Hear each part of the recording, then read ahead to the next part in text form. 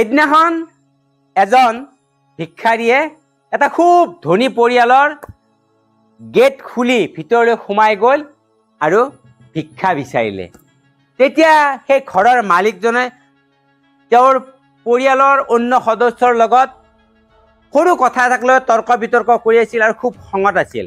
যেতিয়া ভিক্ষাৰীজনে তেওঁক ভিক্ষা বিচাৰিলে তেতিয়া সেই মানুহজনৰ যথেষ্ট খং উঠি আছিল আৰু যেতিয়া ভিক্ষা বিচাৰিলে আৰু খং উঠিল আৰু তেওঁ তেতিয়া জেপত হাত ভৰাই পালে যে এটা 10 টকীয়া মুদ্ৰা।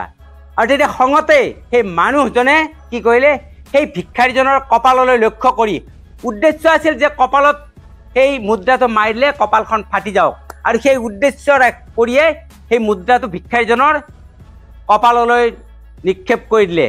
কিন্তু ভগৱানৰ কি ইচ্ছা, সেই 10 টকীয়া মুদ্ৰাটো ভিক্ষাৰীজনৰ মূৰত নালাগি মাটিত পৰি গ'ল।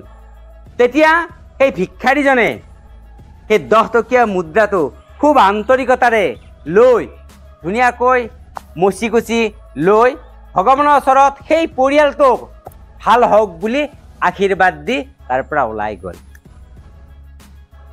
এই যিটো সঁচা ঘটনা, এই ঘটনাটোৰ পৰা আমি বাৰু কি শিকিব পাৰোঁ?